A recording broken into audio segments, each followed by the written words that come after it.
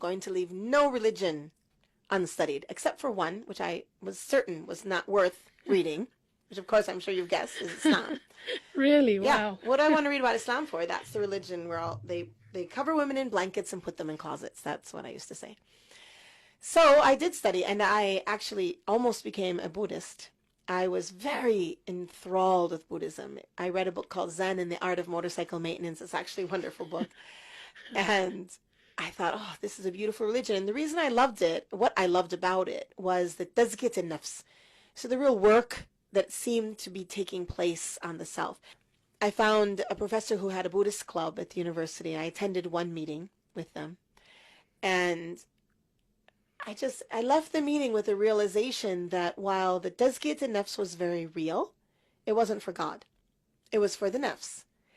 And in my view, if I'm going to do something for my nafs, why am I going to, like, didn't make sense. Why am I going to purify myself for myself?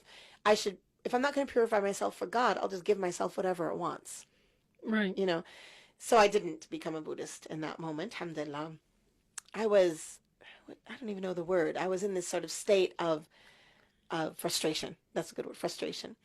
And there were different international people on campus. And remember, I said that I was really interested in other worlds and other countries and other cultures. And so there was a young man who was from another country. He was from a Muslim country. Not that I knew that. But we were talking about some intellectual thing. Actually, we were arguing, and I wasn't even like thinking about it. I was thinking about my own religious struggle. So I paused the conversation. I asked him, "What religion are you anyway?" And he said, in a really funny American accent, "Oh, I'm Muslim." I'll never forget that funny American accent because it sounded to me like he was really trying to be, American about this and cool. And I laughed at him. I said, "Oh, you're one of those people who put women in closets and cover them in blankets." He was really offended. And Oh, so the wow. blessing of him being offended was that he now wanted to tell me how he wasn't that kind of person.